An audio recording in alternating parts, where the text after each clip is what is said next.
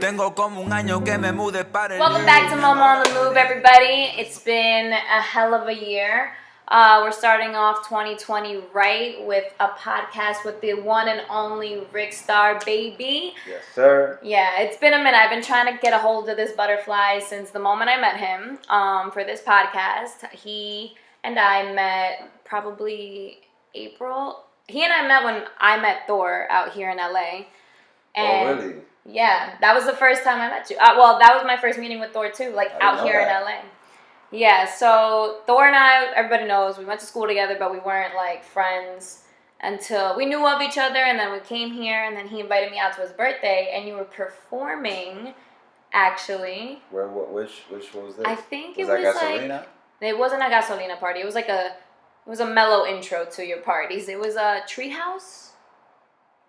It was at Treehouse. Treehouse in LA. Oh, I remember that day. I had like denim on. I don't remember, but I got on stage. You got on stage. Thor's like, get up there, and I was like, okay. I remember that. Oh, I didn't know you didn't know him. I did know of him, but we weren't like how we are now. Ah, okay. Yeah, we weren't besties yet. I remember that day too. Yeah, like it was yesterday. But anyway, let me let all the festivities out. You know, happy holidays. Hope everyone had a great time with their families. I just got back today to LA from New York. Fresh off the plane. Fresh off the plane, and Thor's like, I got work for you already. Rickstarr's here, and I was like, okay. Finally, we're gonna make this podcast happen. Yeah, thank you for having me. Of course, thank you for coming. How were your holidays, by the way? It was good. It was pretty dope. I spent it in Vegas. Okay. So, what happens in Vegas stays in Vegas? Something like that. Something like that. But Okay. it was cool. It was different. You know, most of my family, all of my family are in New York, so I couldn't spend it with them. But he's a fellow New Yorker from the what? From the Bronx. Okay. That's facts. From the Bronx. Yeah. How was your transition from New York to LA? Because we're both fresh, pretty much. He's been here a little longer than I have, but not by much. How long have you been here? Probably 2 years now. Yeah, so he's a year. He's a year older than me in LA. Yeah. Well, I first moved here 3 years ago for the summer, right? Mm-hmm. But like I was like so unprepared, like unbelievably unprepared. I even shipped my car, like I did everything, and then like things didn't go the way as I planned it, which you never too prepared. You never prepared to like move from all the way from across the country. in general, but imagine from like a whole coast to a different coast to coast. Oh, so it's a big move. Yeah, so I ended up moving back, and then for like less than a year, and then I moved back to LA, still unprepared. Is that my phone? That's ringing? Probably. Rickstarr, you popular. Can we put on vibrate? But yeah, so I still came, still unprepared, but I was like, you know what? Like, I'm never going back. Like, I'm going to make it work. Like, no matter what it is, no matter what I'm going to do, or how I'm going to do it, I'm going to get it popping, you know? So, and I'm going to tell you, it's hard, you know what I'm saying? It's very, very difficult. But if you have that mentality, like, yo, like, this is my only choice, then it becomes easier. You gotta be in survival mode, and that I feel like coming from New York to LA, you just have that hustler mentality just ingrained in you, which it kind of puts you in advantage and sets you apart from like the rest of the people out here in LA. Now that I think about it, it's almost like New York prepares you for the world, for the real world, because like if you come from New York, from the jungle, as we call it, like everything else is just like, okay, like that's nothing, you know, because New York is so rough. So I feel like it kind of prepares you now that I'm thinking about it for anything to survive. And that's why we all here surviving, you know, making it work. If you can make it in New York, you can make it anywhere. But I think you're low on coffee. I'm low on coffee. I'm Thor, definitely low on coffee. We got a special guest appearance. He's even got an apron. He does have an apron. He's ready. So it was a beautiful gift that we got for each other. So anyway, was music your first like thing? Is that the reason why you came out to LA, or did you just come out here to check out if this place was for you to live? The first time I actually came to LA was like on a family trip. Like my brother-in-law's brother lived here, so he was like, "Yo, let's just go to LA." So we came like a family thing, and like I immediately knew that this is where I was like destined to be at, to live at. Like it didn't take me much. I remember the first post that I posted on my Instagram. I was like, yo, like picture a place that makes sense, and I said it's a lake for me because I felt like, yo, this is dope. Like this is like what I've been like searching for since I was young. So then so I was like, cool. So then what happened was, the next time I came out here, oh wow, look at this. Wow. Thank there you, ain't sir. no better service than this service right here. Wow. 'Tis the season. Yes, sir. Muchas gracias, mi amor. Thank you. A little sugar when you get a chance. Oh, be careful. Be careful. It's alright. It's okay. He was a little naughty this past year. Wow, you even It's brought showing. it up. It's showing. Wow, look at that. He doesn't want cold 2020. You guys need anything else? Some sugar, please. I mean, almond milk would be amazing. So So you just when you knew, you knew. So I knew right away, and then the second time I came out here, it was because my boy went to school out here for music, and then he was like, "Yo, if I fly you out to LA, will you shoot my music video?" Because I had a directing career before. I used to so shoot. you were behind the scenes. Yeah, I was behind the in front of the scenes, but mainly behind the scenes. And he was like, "Yo, I'll fly you out. You shoot my videos." I said, "Hell yeah, I want to go to LA." So he bought me my one-way flight, and then from there, I met other people, and then they started booking me to shoot their artists. To shoot their music videos. Yeah, so then I started. That's fucking awesome. So I started coming out here like every other month, and I was like, "Yo," and then like I would tell them, "Yo, can I stay a little longer?" And then from there, I started meeting people with the music. So everything always connected. So then eventually, I would stay here like for a month and a half. Sometimes like, "Yo, can I just stay in your crib?" Like for the people I was shooting with, and they say, "Hell yeah!" And then from there, like I just was spending a lot of time out here. So that's what made me kind of be like, you know what? Did you meet any like big name artists? Like, did you do any big name artists while you were out here doing music videos? No, not here. They were mainly like anyone that you would want to collaborate with.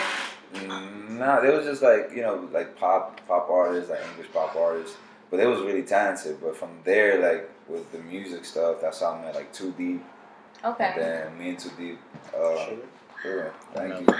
Who's better than you, Thor? Who's better than you? Thank you. I met like, you know, Too Deep, which is a producer out here, and he's also from New York. Oh, I didn't know that. Yeah, he's from the Bronx as well. So okay. From there, I just met people that I'm working with now and stuff. So it was just a dope like time. Like I was just connecting with everybody. So that's amazing. It's really dope. Yeah. Yeah, this 2020 podcast. You know, I know we're always sipping some liqueur, alcohol, but 2020 we got work to do. Yeah. So we're on the coffee grind right now. Yes, some sir. Café Bustelo, fresh from New York. From New York. Well, cheers. Salud. Salud. Yeah. Okay, so I mean, you've had an incredible year thus far. I've been peeping, I've been following since I met you, because you know, like when Thor said like his friends performing, I was like, I don't know who this is. Like, I didn't know what to expect. Like, and then when I saw you perform, I was like, oh, he's actually good. I actually like his shit. Because you know, when like, you know, new coming artists, you kind of just like, you're iffy about them. But I wouldn't have you on my podcast and if I didn't think you were popping. And I've been following your shit ever since. And it's funny because, like, you know how Spotify and your phone just knows who you listen to and who, like, what you like. So I'm like, I was literally driving. It was mad cool. I was like driving and I was like, that sounds like, that's because it was like release radar on Spotify. And I'm like, and I played your stuff on Spotify before because I wanted to like see what else you had. Yeah. And I was like, oh shit, Rickstarr got a new song and it's just coming up on my Spotify while I'm driving. I was like, that's pretty good. So, and it's one of my favorite songs of yours. It's Bandera. Oh, Bandera. That one's fire. I love that song. Just had to let you know that was one of my favorite songs. Thank you for sharing that. But yeah, no problem. So you did all these music videos. I actually do music videos myself. Like, I mean, not seriously, but like I got like a whole production like thing going. Okay. It's on YouTube. I'll show you my music video after. But if you ever want to collab and shit, I'll fucking direct produce your music video too. No, I'm down. Definitely always down to collab. I used to, you know, I used to go hard with directing and editing. Like that's. What school did you go to? I went to New York. No, what was it? Digital Film Academy in New York. But to be honest, when I went there, I already knew, like, I was already a beast. You know what I'm saying? I just went there to gain more knowledge, like, on a professional level. Right. And I was just very curious as to how they shoot, like, movies, like, how they light up the movies and, like, the scenes and all of that. So I just wanted... Did you want to ever, like, direct a movie yourself? Was that, like, your dream in the beginning? Not really. I was just doing directing because I was good at it. And because my friends were artists, and, like, how I got into directing is because I used to work with this artist named Spez or Wade Diesel, and we just didn't have anyone to shoot. Mm-hmm. So I was always very, like, savvy with cameras and stuff like that. So he was like, "Yo, can you shoot this?" I said, "Yeah." So we did one video. It got popping. Then we kept going, and I kept building. I started, like, buying my own equipment, and I just progressively got better naturally. So I was just doing it just because I was good at it, and then it was also a good, like, side hustle. I was making some money off of it. So, but I did take it serious, you know, and I wouldn't mind that. Did you, like, start doing music though in New York as well? Like, did you start writing, rapping? Yeah, absolutely. I always been making. When did you realize, like, you just, like, had the gift to just spit bars? I always did it for fun. I never did it to make a living off of it, to become famous, or like to, like, even just touch people, make people like, yo. I always did it because I always like music, but then let's see. When I took a step back from directing, I did this song called I did a remix of this to that song. What's it called? Oh my god, it's a K-Camp song, Comfortable.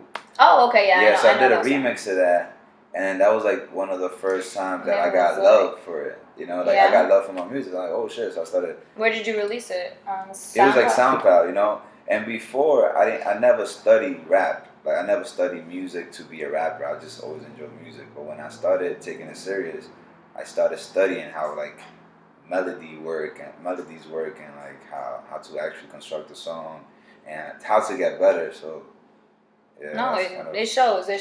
You've done great this year. You even got the blue check next to your name on Instagram. Yeah, he is verified, people. Verified. How did you feel when you got that blue check next to your name? So it was crazy because PD Pablo, which is my shooter, he was like, it was like early, like 9 in the morning. He was like blowing up my phone. I was like, you know, to sleep. Then he texted me, and he was like, "Yo, pick up your phone, blah blah blah." And I was like, "Yo, what's up?" He was like, "Yo, you verify on Instagram. Did you get the email?" Now that's a way to wake up. So I was like, "Yo, stop playing." He's like, "Yo, that has you verified." And when he said, "Yo, did you check the email?" Like 2 weeks ago, I got like a fake like spam like email, like, "Yo, if you want to get verified, click this link," like bullshit. So I thought it was bullshit. So he's like, "Yo, I swear to God." So then I went on Instagram and I just saw that blue check.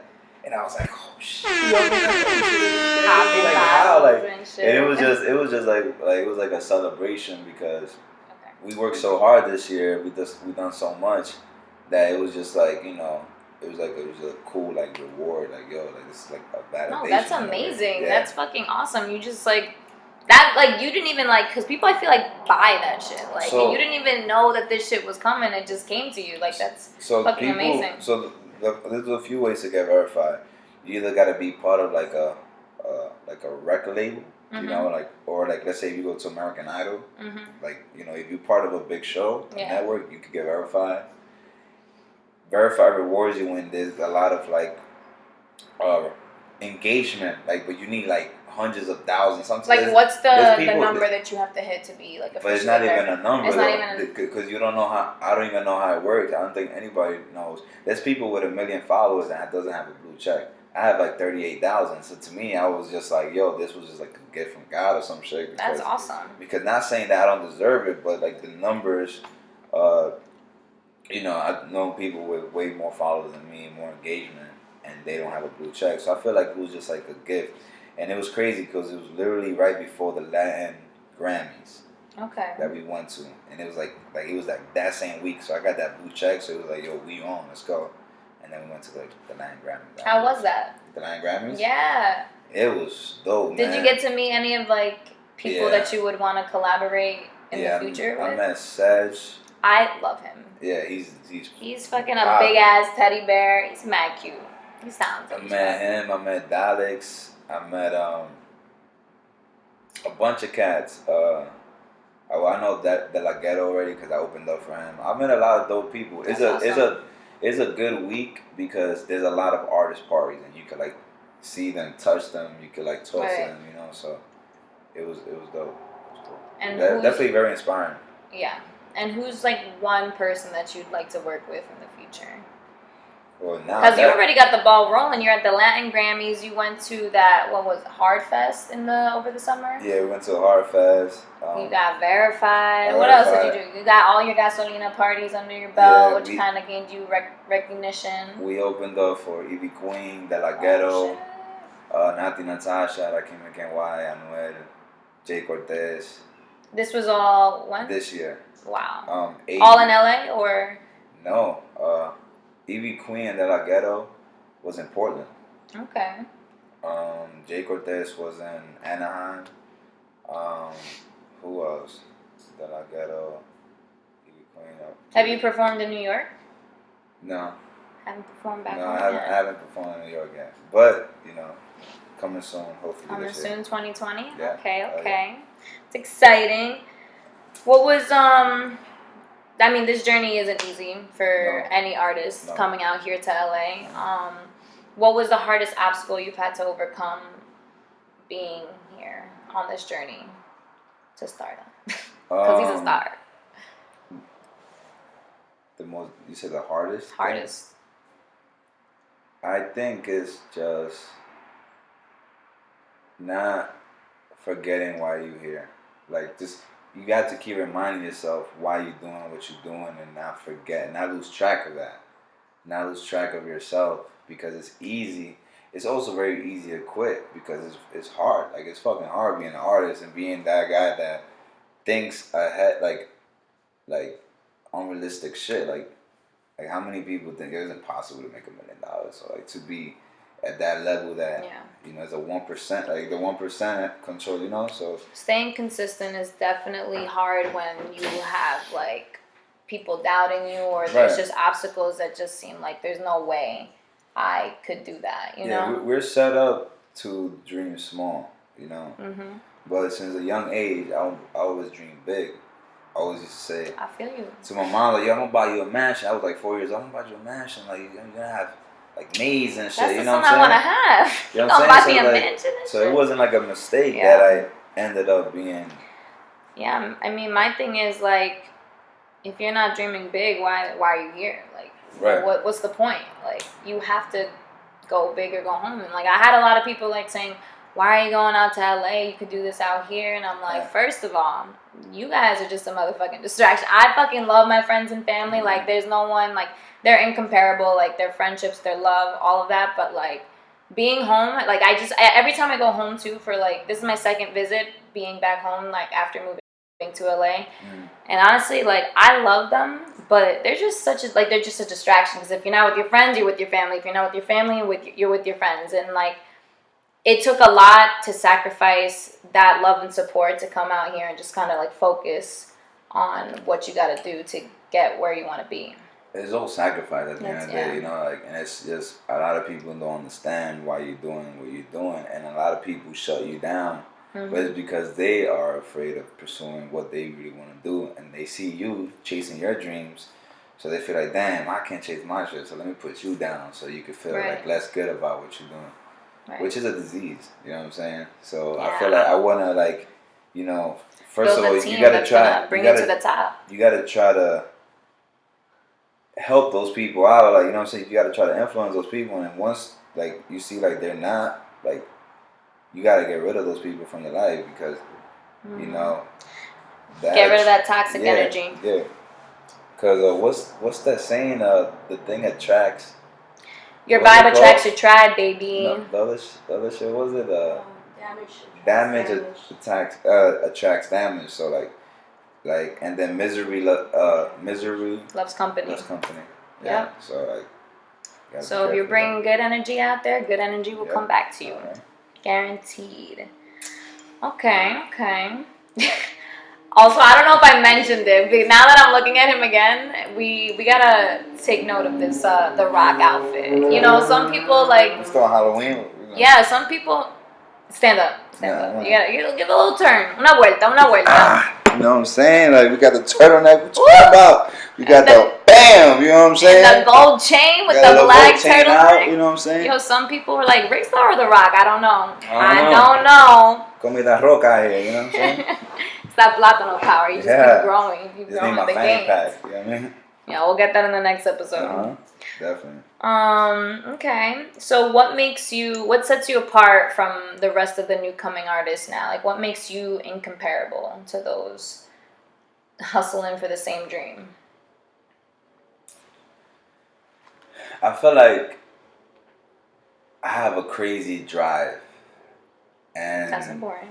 Like, an ambition, and it's just, you cannot take that away from me. You know what I'm saying? Like, I just have that desire to make it, my desire to make it so big and so strong that, like, it's gonna happen.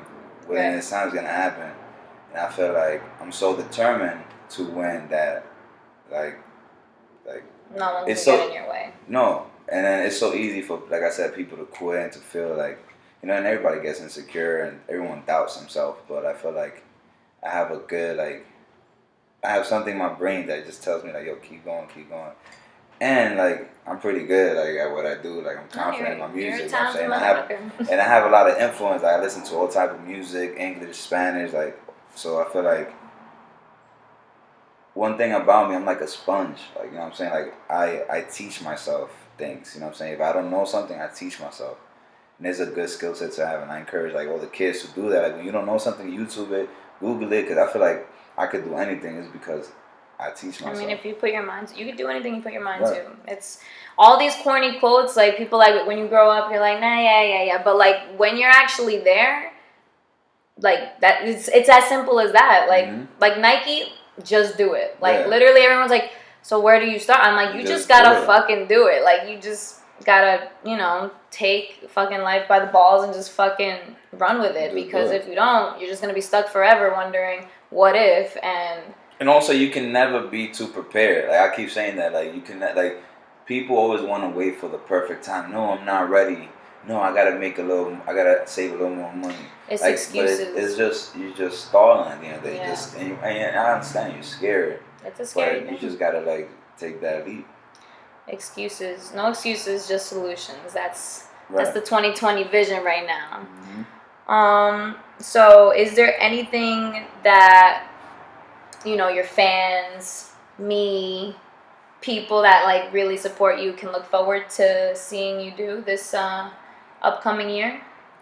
Yeah, definitely expect a lot of music. Like, you know, I would hope so. Yeah, like I'm really trying to flood the market with as much, you know, songs and music as possible, and I'm gonna just keep putting music out there to see which one really sticks. You know, fortunately, a few records really went crazy, like Nota and like Candela, and like even like the remix I did, the Birthday, they got a lot of response. Bandera got a lot of response. So like, I feel like, you know, expect a lot of music, definitely more shows, more traveling, hopefully like a tour by summer, and just like I said, there's a lot of music. And when do you feel like you made it, or like you've reached, like, because there's always going to be something better than what you've already achieved, but like, what's going to make you feel satisfied for this year, for example, like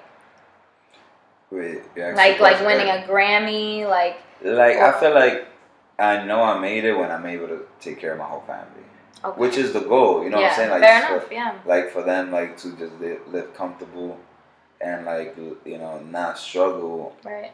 And, you know, just not even thinking about something like a piece of paper, like, not thinking about what they're gonna eat or their kids are gonna eat. You know, like, take that financial stress away from. Yeah, and it's like, you know, like, at the end of the day, it's all about giving back. You know, like, you give so much, and then, you know, whatever you get back, you just keep putting it out there, and you just receive more. So I think when I know I made it is like when I'm able to take care of my friends and family, you know.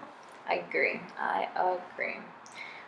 Is there any other, I mean, because your genre is like what, trap, reggaeton? Yeah. Is there any other genres that you want to tap into? Like, you know, Drake be collaborating with everybody, like with Bad Bunny, with like some EDM, with like, you know, Jamaican, reggae. I feel like because I'm like I said, I'm a sponge, so I'm able to like grasp on anything like I put my mind. So I feel like I can make any type of music. Like I can do hip hop, dance, like reggaeton, bachata, merengue. Like I feel like it's just once you know what I mean. Like all of that shit. Like I'm down. I'm gonna to do hop it. on with Romeo Santos. I'm down. I'm down. Hell yeah. I do That would be bachata fucking dope. there. Hell yeah. Salsa. I could do a salsa. Woo! Like, you know Let's call Maluma real quick. Yeah. Mark Anthony. Let's go. Mark Anthony would be dope feature. Yo, Mark Anthony. He did it with Will Smith. Está Rico. That was a collaboration no one expected. Fucking Bad Bunny, Will Smith, and Mark Anthony. Or a balada. Like I really like romantic songs. So. February. Valentine's Day is coming, dropping baby. a song on Valentine's Day for sure. Oh shit! It better be a romantic bachata with Romeo Santos. That's all I'm saying. Let's go. That's all I'm saying. Is there any questions that you had for me? Anything else that you would like to say? Well, what's your goal with this podcast? Like, where you see it going, or where you see yourself with the podcast probably by the end of the year? Like, what are some goals you set for yourself? Good question. Actually, you know, when you said that people, you know, were making excuses as to why they would never start, like, I kind of, like, postponed this podcast for a while. I was on a podcast last year in New York. My friend invited me to one, and I was like, the fuck is this shit? Like, I've never been on a podcast, but, like, sure, I'll come on to your podcast. And he's like, after the episode, he's like, yo, like, do you want to be, like, a co-star on my podcast? Because, like, you really have a good radio voice, like, a podcast voice. And I was like, really? Like, I never thought of doing anything like that. And then I was like, you know what? I'll just start one for shits and giggles. But like, I never knew what I wanted to talk about. Also, I didn't have my own place. So like, I was living at home. I was kind of like a nomad in New York. Because I'm from Long Island originally. And then I had all my friends in Queens. And then I had a job in Queens. And then as an actor, I was just like, you know, auditions are all up in the city. And my job was out there. So I was like hopping back and forth from Queens to LI, so I had like no space to like just do this. Right. But honestly, I could do this anywhere. I record on my phone. Like, yeah, now we have a ring light and we have like lavalier mics, but I could have done this anywhere. And then once I got to LA, I was like, oh, I'll start it when I get to LA. And then I was living with my cousin. We were sharing a room. I was like, but then I met my friend Sterling. He's like, girl, you could just do it in my apartment. Like, he gave me the keys to his fucking place. Wow, I just started recording, and then I was like, you know what? My podcast is going to be called MoMo on the Move, because I'm constantly, literally on the go, on the move, meeting people, like, like-minded individuals who are, you know, ready to collaborate together to make their, you know, to make the bigger picture, make the bigger vision. So I just have people on my podcast. I was like, you know what, let me put people on my podcast every episode who are on the move themselves, whether it's in career, it's in traveling, it's in love, self-discovery, fitness, whatever it may be. And then, I have some, like, funny episodes, like the roommate edition where we're just talking shit. But my goal with this is, I guess, just to help promote the people that I know are going to go far while they promote me as well. And, like, if I start getting paid for this shit, cool, but this is not, I think it's just fun shooting and having conversation with people that you just genuinely fuck with. So if this podcast blows up, then lit, but if not, it will. That's the thing. I don't think in the if not section. I just like go, it will pop off, and if it does, I just hope that it just helps my people gain exposure, helps me gain exposure, and just kind of use this podcast as a platform to motivate people to chase their dreams and you know, go after what they want. I would only a piece of advice I can give you, because I've just been doing this shit for like, as long as you know me, I've been like this, you know, like I've been like for a very long time, and I feel like it's easy to get caught up in the numbers. It's easy to like, I'll put out, let's say back in the day, I'll put up a song, I'll get like 100 views. It's easy to feel demotivated So I feel like, you know, don't get caught up in the numbers. Right. You know, just keep doing it consistently. Right. You know, it might take you 5 interviews, it might take you 100 interviews, but when the shit pops, it's gonna pop. Right. So like, just don't get caught in the numbers. Like, just do it out of love, and then the universe is gonna reward you. You know what I'm saying? So like, heard. So and that's like for anything. Like, you do music, don't worry about your song. You know what I'm saying? Like 5 people comment on your shit, or like, you know, it doesn't get a lot of love because it's just one song. Baby steps. This is just one interview. Like, Rome wasn't built in a day, baby. That's a fact, so we gonna get there. Cheers Rickstarr, to that. I'm gonna meet you at the top. Hell yeah. We're gonna be walking the red carpet together. So, you know, to end this podcast, you know, to enter 2020 right, we can only have Thor deliver us honey jack shots because it's a celebration. For you guys, cheers to that. Cheers to your success. He got hot, so he took the apron off. But it's all good. Bro. It's okay. He's still delivering. Yeah. He still delivers. Use your mouth, bro. Is it my gift? It might be. You got the gift of gab right You gotta here. Yo, I refill, haven't had bro. honey jack in a minute. That used to be our summer thing. That used to be my thing when in we college. moved out here. Honey Remember jack. that? That was. It was that and the Malibu. Cheers to the LA right there. Let's go. Bye.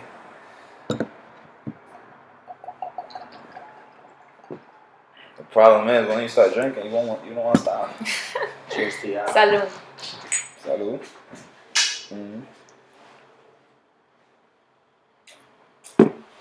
Whew. Tastes like success. All right.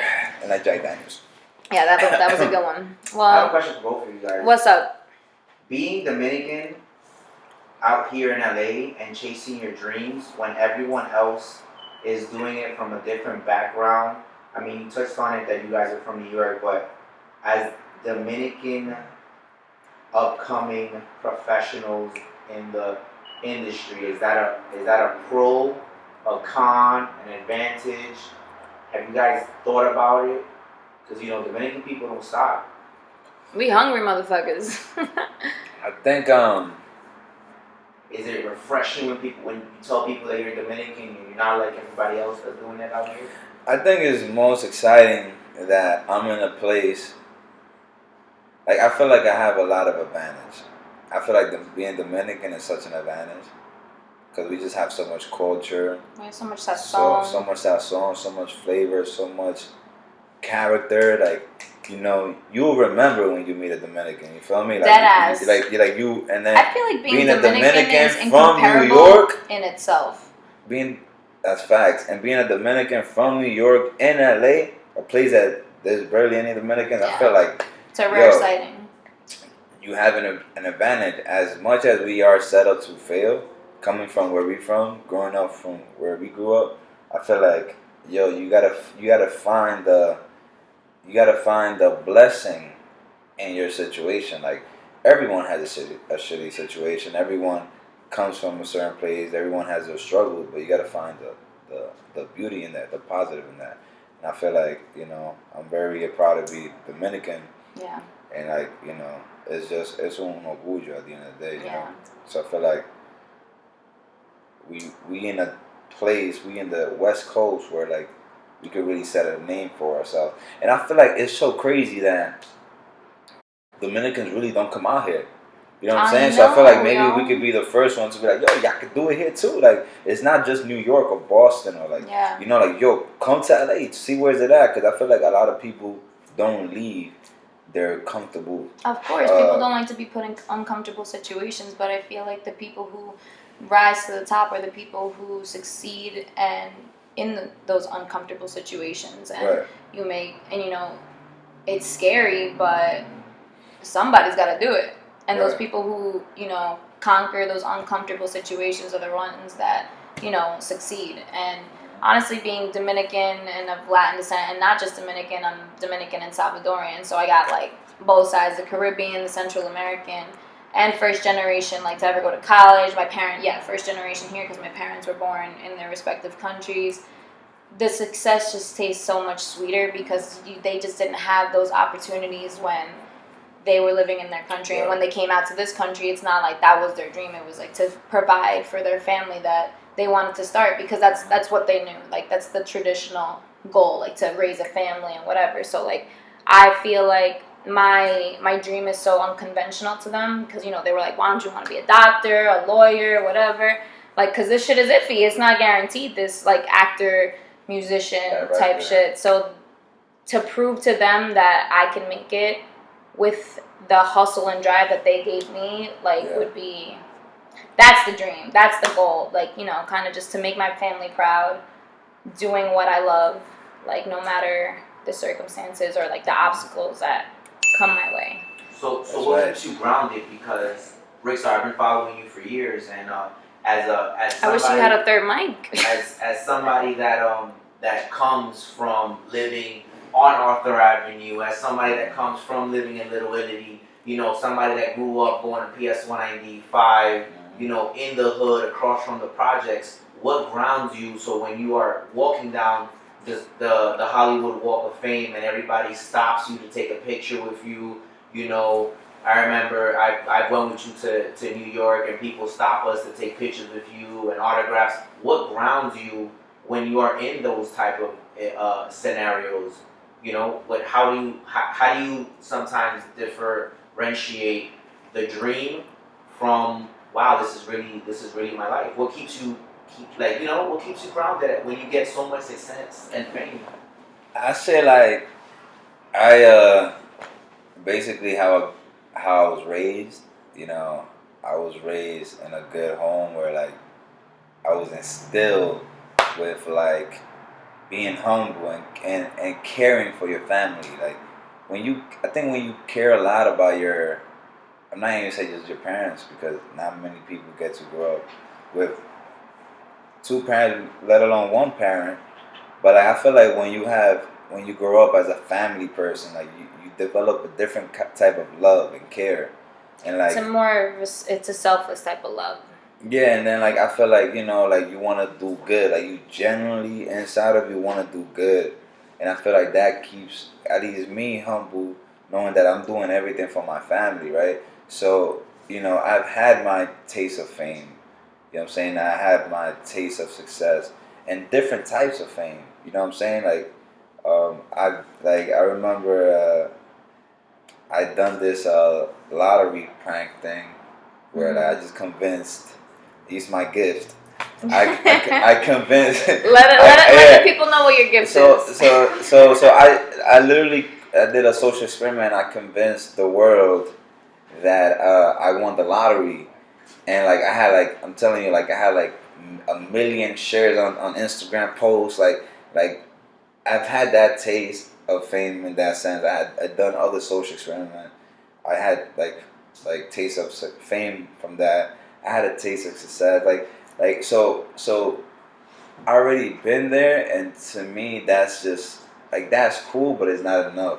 I feel like what really like completes me and makes me feel good is like when I'm able to make influence someone else to pursue what they really want to do. I feel like that really like motivates me. Like if someone comes up to me and be like, yo bro, like I admire what you do, and like you coming from here and like you doing it, so I want to do music now, or like shit like that. That's why I really do it. That's what keeps you going. Yeah, like knowing that like yo, you providing hope for someone, and like that really keeps me going. Like yo, knowing that I can have that influence on someone to change their day, to change their lives, to change their mood.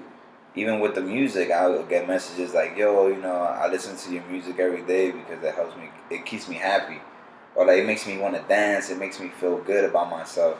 I have a shitty situation, but I play nota and like I just feel good. So I feel like yo, like eventually I'm gonna touch the world, but one person at a time. Like that's dope. That's dope too. That's awesome. Did that answer the question? I think that was a pretty great response. You got one more? Go ahead, bring it on. Okay, so I have another question. Well, being all these questions, it's okay. So I have another question. What was the one? Yeah, at this point, we started 2020. At this point, and you guys should take a shot too. What was the one? No, this is your thing. What was the one setback that really had you questioning, do I continue or do I change paths? Do I give up? Because I feel like what sets you apart from a lot of people is your ambition. Monica, the same thing. You know, there's a lot of people that, you know, graduate school and then they're, no offense to them, but, you know, working retail jobs or at Forever 21 or, you know, like at old, you know, working, you know, because they don't pursue their dreams. So what is the one what is the one setback that you had that really had you questioning, and how did you use that setback to move forward? Because I feel like everybody remembers that one time. Yeah. That's the reason. Smack in the face. Yeah. The main one that sticks out to me the most was being back in New York when I was just like, I was working like 4 jobs and none of them was related to me becoming an actor. None of it. Like I was bartending, I was doing sales, I was fucking catering. I mean, I worked some cool ass fucking jobs. I worked at US Open, I was bartending at the presidential suite. Like I was meeting cool ass people and like bartending, whatever, but like I was like, what the I have not gone to one audition. I'm going back and forth from Long Island to Queens just to like hang out with my family because like, yes, they're important, I love them, whatever, but like I wasn't doing anything for me. And then that's when I was like, you know what, at this point in my life, like I have no relationship, like romantic, there's no romantic relationship, there's no like job that is like I have to stay because like this is how I'm like providing for my family or for myself. I was like, fuck this. I have no commitments to anyone or anything. And then I called my uncle. I was like, listen, like I just want to come to LA just to see, like, is it okay if I like stay with you for a while, just to like figure it out. And I bought my plane ticket, my one way, in like October, and I was like the start of January, like that's it.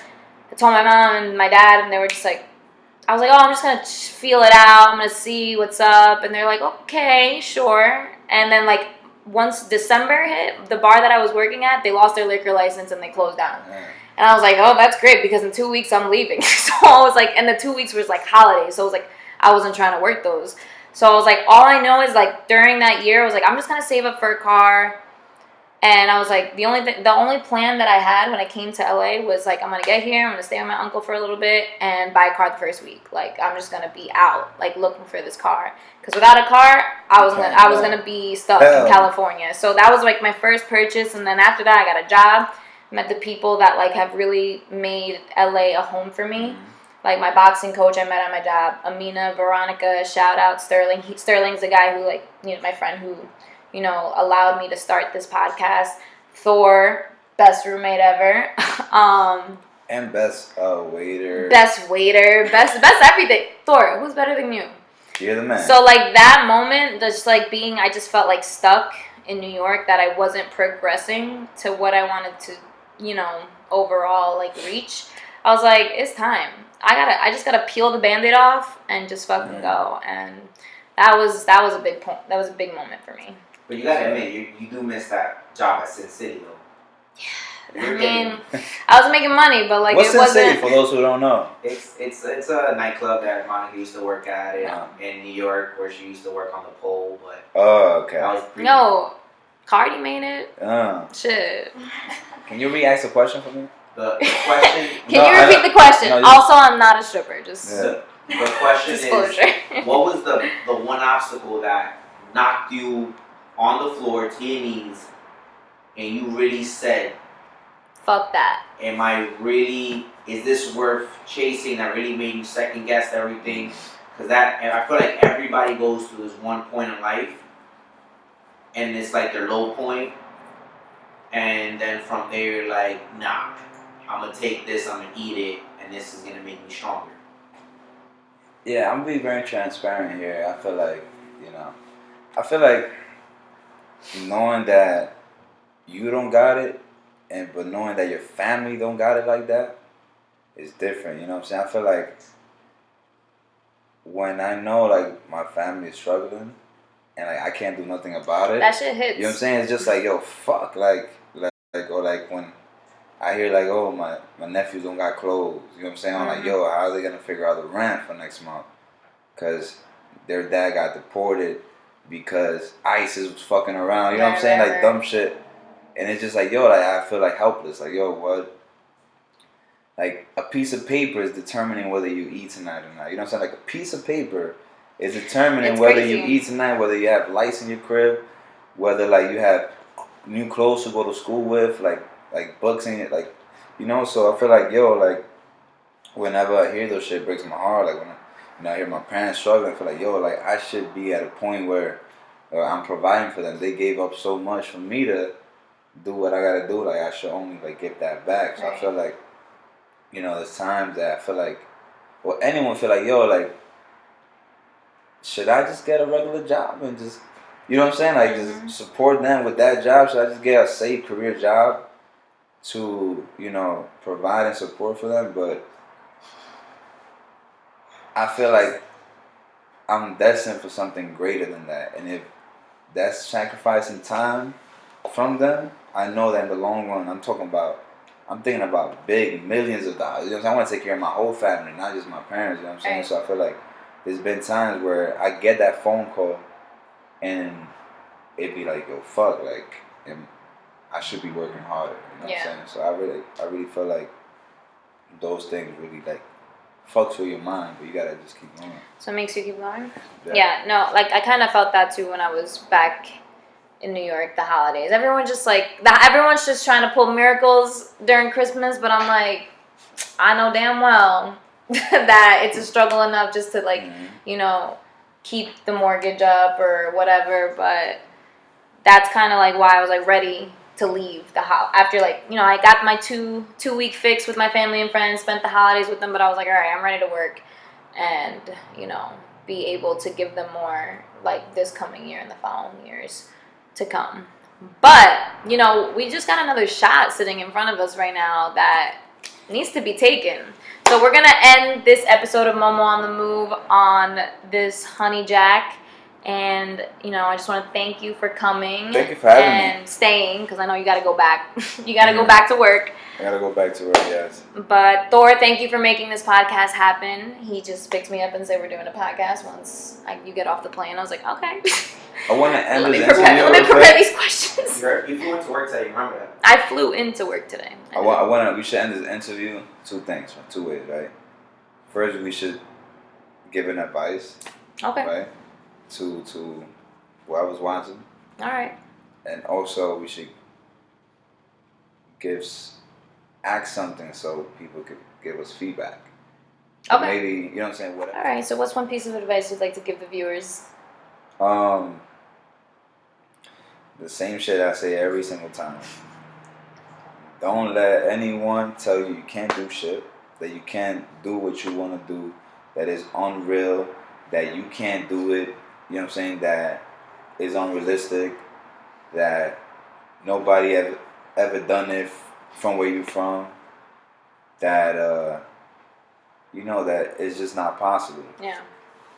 And don't let anybody rush your process. Everybody's journey is different. Mm-hmm. Everyone has their own time. El tiempo de Dios es perfecto, I would say. God's timing is perfect for my English viewers. And, you know, take productive criticism, but don't feed into the energy and the bullshit. That's really my piece of advice. And what would you like to ask the audience, like, in relation to joining the conversation? I'll just say, if you had, like, literally, like, you can ask yourself this, like, so we're talking about gifts, right? So today's topic of the conversation was gifts, full circle. I'll say, what is your gift, right? And then, if you don't know what your gift is, find your gift and find a way to impact the world with your gift. You know what I'm saying? So, yeah, what is your gift? Okay. Comment below. Also, yeah, promote your merch. So we have a new merch line coming up. Make sure you follow me on Instagram, Rickstarrbaby. I'll put all his information in the bio below. Rickstarrbaby on Instagram, Rickstarr on everything else, Spotify, Apple Music, and watch out for the new merch line dropping soon.